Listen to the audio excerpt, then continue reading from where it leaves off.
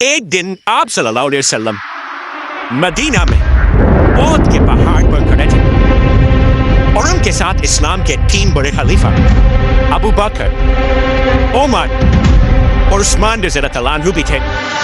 لیکن اچانک ایک زلزلہ آیا اور احد کا پہاڑ ہلنے لگا اور آپ صلی اللہ علیہ وسلم نے کہا، اے احد کے پہاڑ رک جا، تیرے اوپر ایک نبی، ایک صدیق اور 2 شہید کھڑے.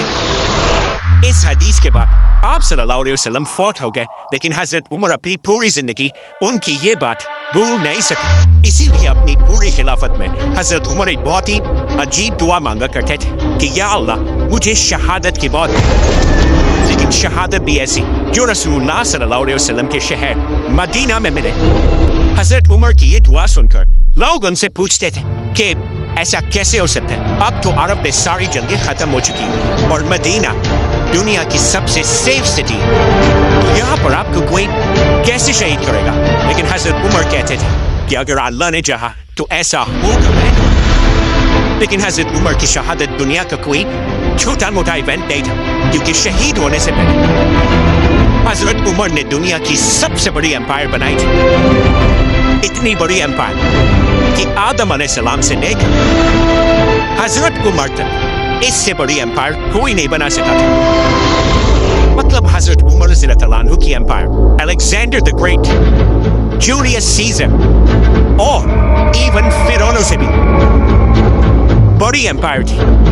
لیکن آج افسوس کی بات یہ ہے کہ مسلمانوں کے علاوہ پوری دنیا حضرت عمر کو صرف عمر کہتی. ایون گوگل میں انہیں صرف عمر کہا جاتا ہے، لیکن الیگزینڈر کو آج پوری دنیا الیگزینڈر دی گریٹ کے نام سے یاد کرتی ہے.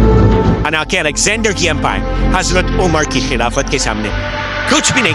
حضرت عمر کی خلافت کا یہ ریکارڈ اگلے کئی صدیوں تک کوئی نہیں توڑ سکا، لیکن آخر 600 سال بعد ایک بادشاہ نے ان کا ریکارڈ توڑ دی، جسے ہم سب بہت اچھی طرح جانتے ہیں.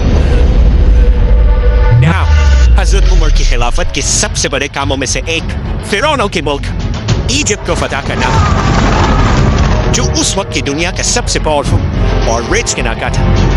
لیکن اب جب مسلمانوں کی ساری اٹینشن ایجپٹ کی طرف تھی، وہاں پرشین بادشاہ کو تھوڑا ریلیکس ہونے کا ٹائم ملا اور اس نے اس ٹائم کو یوز کر کے اپنے سارے جنرلز اور لوگوں کی طرف آخری لیٹرز بھیجے اور ان سب سے کہا کہ اگر اب بھی تم لوگ نہیں جاگے تو عمر ہمارے اس 800 سال پرانی پرشین امپائر کو ہمیشہ کے لیے ختم کر دے گا.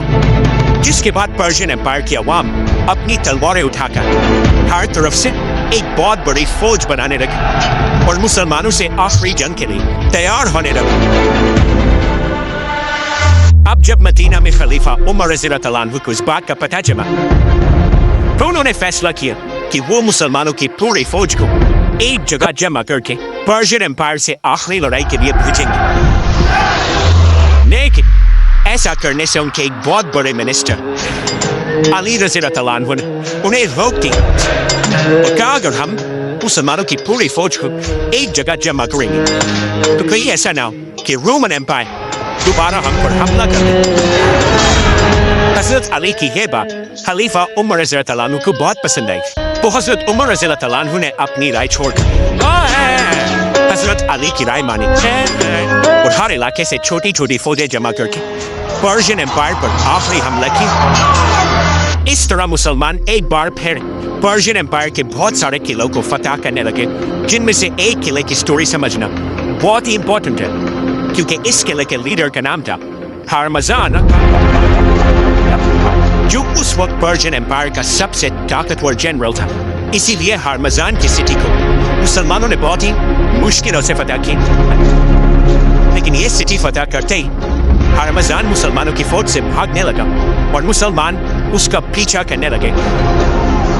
بھاگتے بھاگتے ہرمزان اپنی سٹی کے سب سے لمبی بلڈنگ پر چڑھ کر زور زور سے چیخنے لگا کہ میرے پاس 100 تیریں اور ان 100 تیروں سے میں ایک ایک مسلمان کو چن چن کے ماروں گا. لیکن میری ایک شرط ہے، اگر مسلمان مجھ سے یہ وعدہ کرے کہ وہ مجھے عمر بن خطاب کے پاس لے کر جائیں گے